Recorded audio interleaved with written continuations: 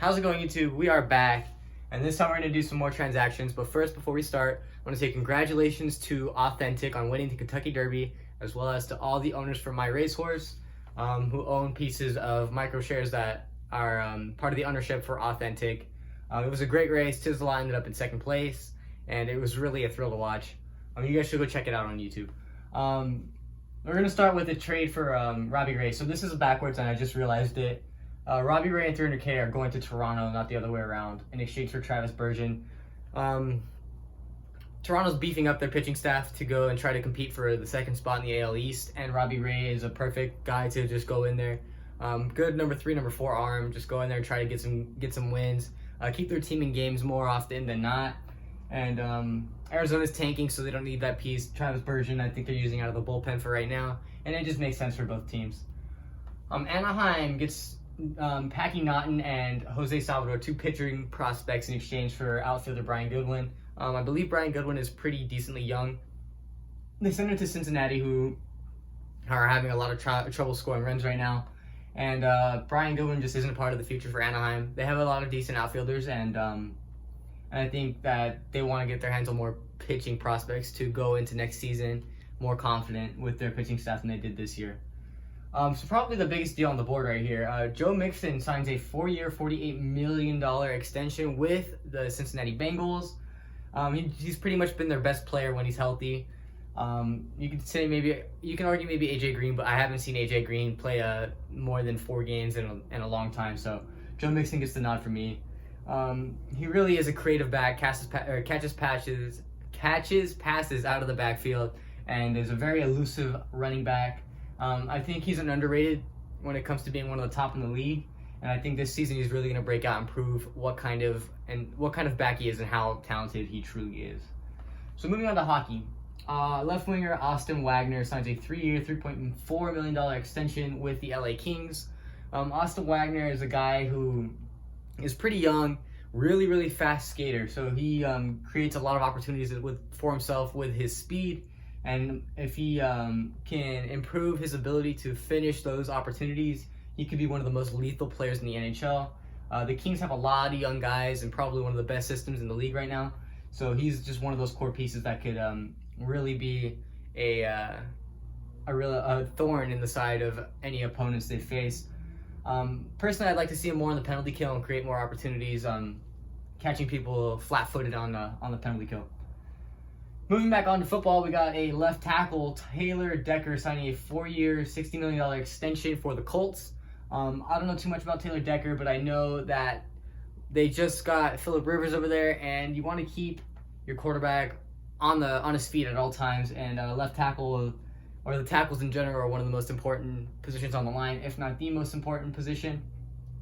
And by the way they're paying him, he looks to be one of the top tackles in the league. So hopefully this works out for them, and they look like they could be possibly a competitive team. They signed Phillip Rivers, which makes me think that they're trying to be a competitive team. And that division doesn't look too strong, considering that that D-Hop just left Houston, and it's just that division's all over the place right now, and we'll see what happens over there. Washington gets their hands on a tackle, David Sharp, and a 2021 7th from the Las Vegas Raiders in exchange for a 2021 6th. I think the Raiders here are just trying to clear up roster space and not have to waive someone. They get a 2021 6th out of it. They're loading up on picks a little bit, mid to late round picks, to give themselves more room to trade around, move up, move down in the draft, maybe add a piece at the deadline or something like that. But nothing major there. I don't know too much about David Sharp. Maybe he's a decent prospect, but the Raiders don't seem to be too high on him. So 2021 6th, not bad. Maybe use it to trade for a piece in the future. Back to hockey, and Carl Grundstrom signs a 2-year, $1.45 million extension with the Kings. Grundstrom was one of the pieces that we got for Jake Muzzin, and when he has been up, he looked really well. I don't understand why he hasn't spent more time in the NHL. Maybe he just didn't fit the scheme for the new coach, and I think he's going to be more of a playmaker, not as much of a goal scorer, but he did score some goals in his time up in the NHL. I'm pretty happy with him so far as being a Kings fan, and I think he has got a pretty good future with the team. Montreal gets goalie Jake Allen in a 2022 7th round pick in exchange for 2023. I don't believe this is correct because 2020 draft just passed, so I don't know if where I got my source from had a typo maybe. 2021, it would be the upcoming draft. So a 3rd and a 7th for Jake Allen and a 7th for 2022. It looks like Montreal's trying to get a backup behind Carey Price, or if Carey Price decides that he no longer wants to play, Jake Allen can go up and take that starting role.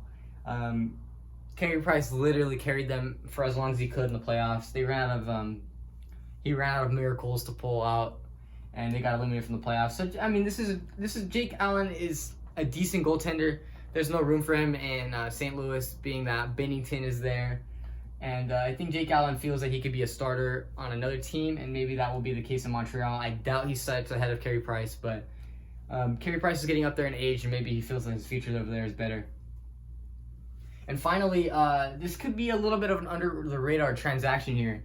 Tampa Bay signs Leonard Fournette to a 1-year, $2 million deal.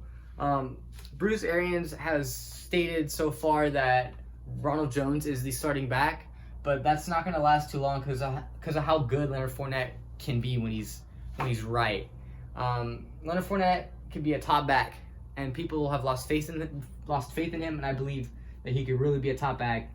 If he is, and Tampa can get the running game going, along with the pieces they have in the passing game, they are really going to be a dangerous team, and it's going to be tough to beat them. I still think the Saints have the edge in that division, but they're really looking good over there. That's going to do it for this video. Leave a like if you enjoyed, subscribe, comment any videos you want to see done in the future, and I'll see you guys next time.